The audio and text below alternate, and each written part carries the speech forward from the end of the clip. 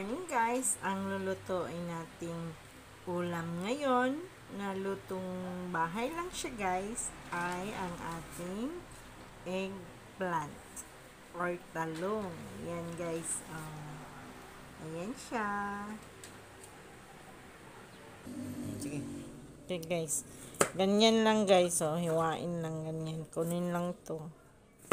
Tapos, hiwa lang dito.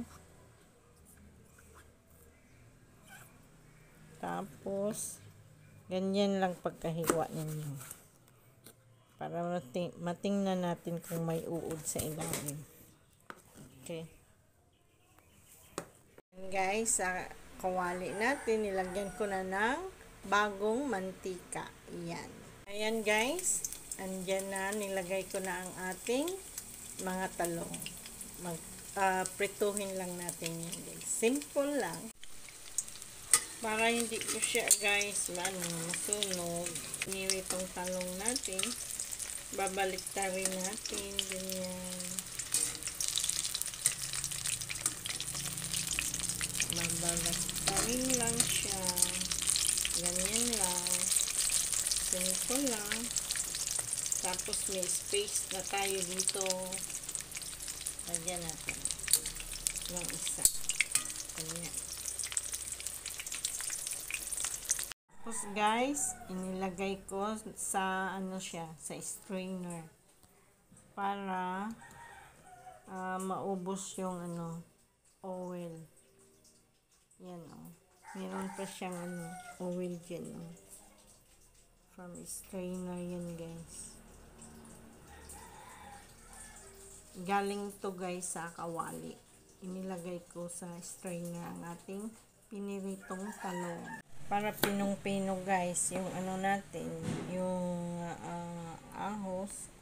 Lagyan nga pala natin ng ahos yung ating soy sauce. Sauce. Yan. Para pinong-pino siya guys. Ganito lang ang paghawak ng kutsilyo guys. Yan.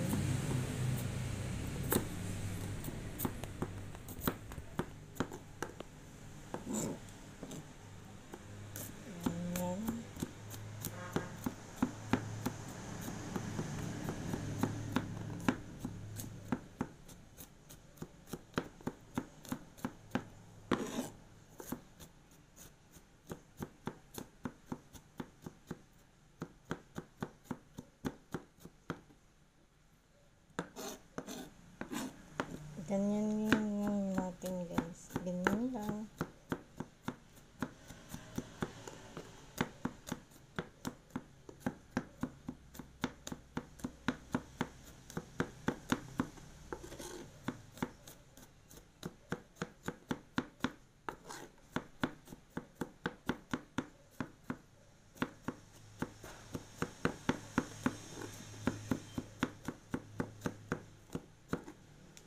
Okay. Ayan siya guys. Pinong-pino na siya guys. Ilagay na natin dito sa ating sauce. Soy sauce with vinegar. Ito siya guys. Ganyan din lang.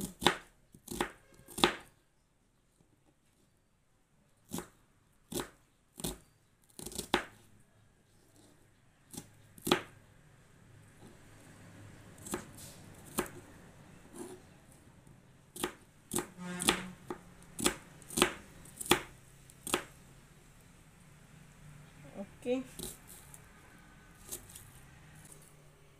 Ganyan lang guys ang paghawak ng ating kutsilyo para pinong-pino siya.